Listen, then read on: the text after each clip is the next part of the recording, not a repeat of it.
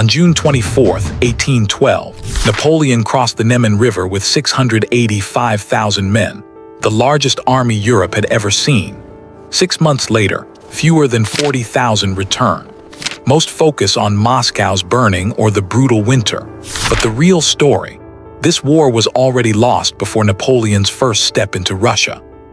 Today we're examining the mathematics of logistics, the tyranny of geography, and the planning assumptions that made defeat inevitable from day one.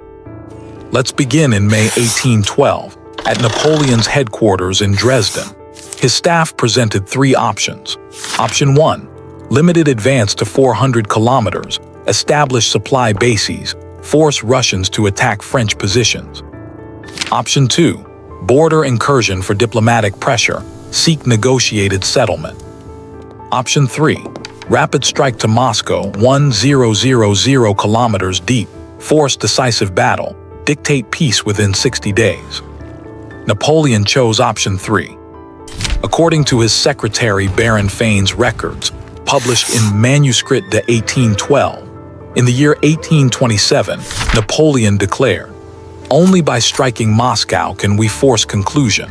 The Russians won't allow their capital to fall without fighting." This assumption was catastrophically wrong.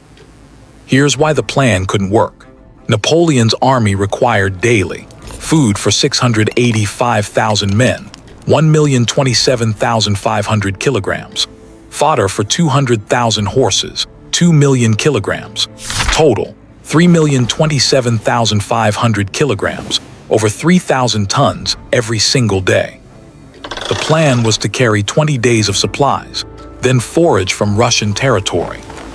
The problem, according to Martin van Creveld's definitive study, Supplying War, published by Cambridge in 1977, Russian agricultural density could provide maybe 15% of these needs through foraging, and that's assuming the Russians didn't destroy supplies first. Let me show you the math that proves this was impossible. Russian agricultural surplus in the invasion path, approximately 95 kilograms per person annually, according to Russian ministry records from 1810. Population in Napoleon's path, approximately 1 million people.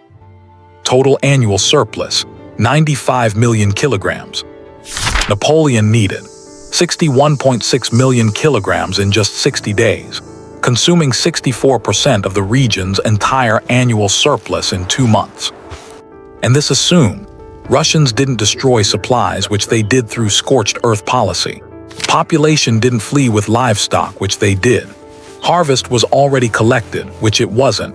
The invasion began in June, but harvest came in August. Within 3 weeks, the system collapsed. Here's the data. Week 1, June 24th to 30th. Captain Charles Francois recorded in his diary, "After one thunderstorm, the dirt roads became impassable mud. The 25,000 supply wagons, designed for European stone roads, sank deep. Horse casualties, 15,000 dead in the first week alone. That's 7.5% of the total." Source, General Gourgaud's journal from 1816. Why? No fodder. The invasion began before the hay harvest. Each horse needed 10 kilograms of fodder daily.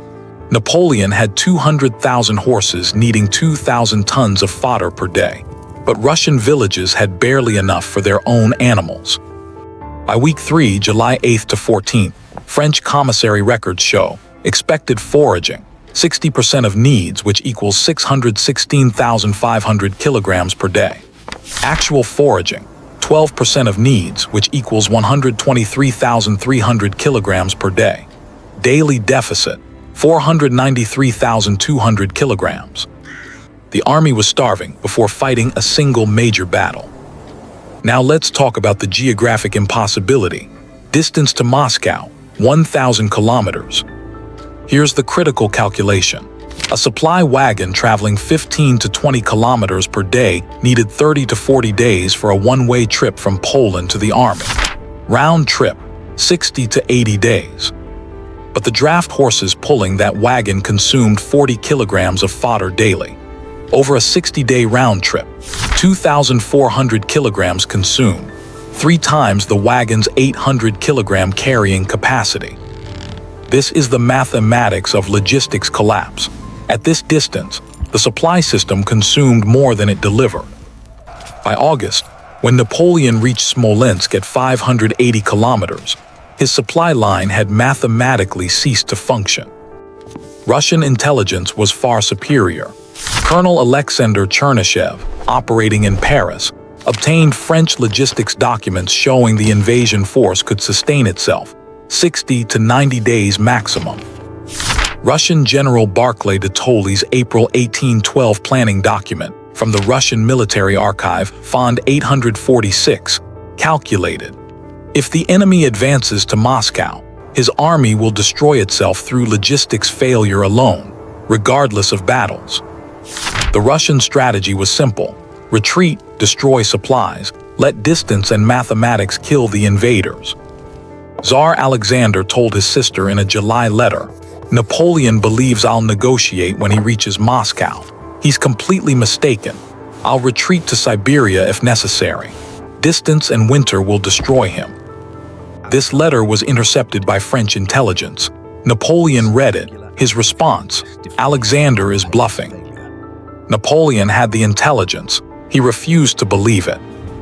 By September, when Napoleon reached Moscow, remaining force, 100,000 combat-effective troops from 685,000, horses, 35,000 from 200,000, supply wagons, 3,000 from 25,000.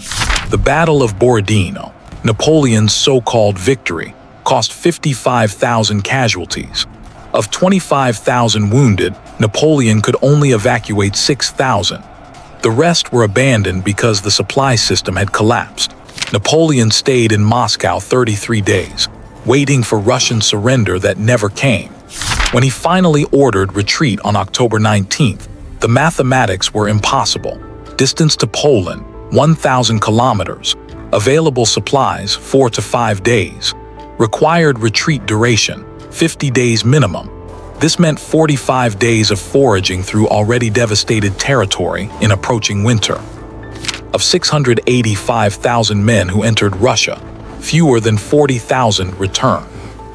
Friends, this war wasn't lost in December during the frozen retreat.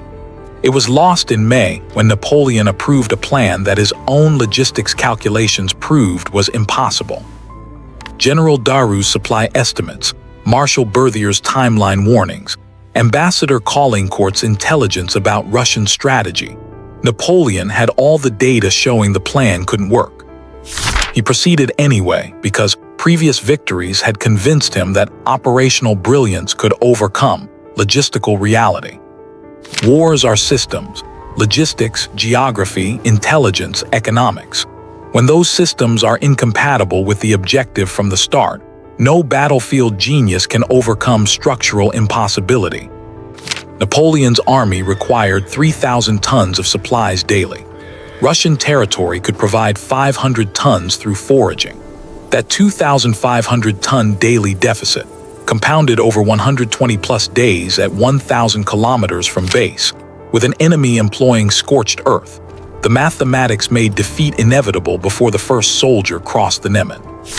According to historian David Chandler, the campaign was lost in planning. By the time the army crossed the Niemen, the seeds of disaster had been planted. In our next video, we'll analyze the Peninsular War, another Napoleonic disaster predetermined by logistics failure and strategic overreach. Thank you for thinking critically about history with me. I'll see you in the next video.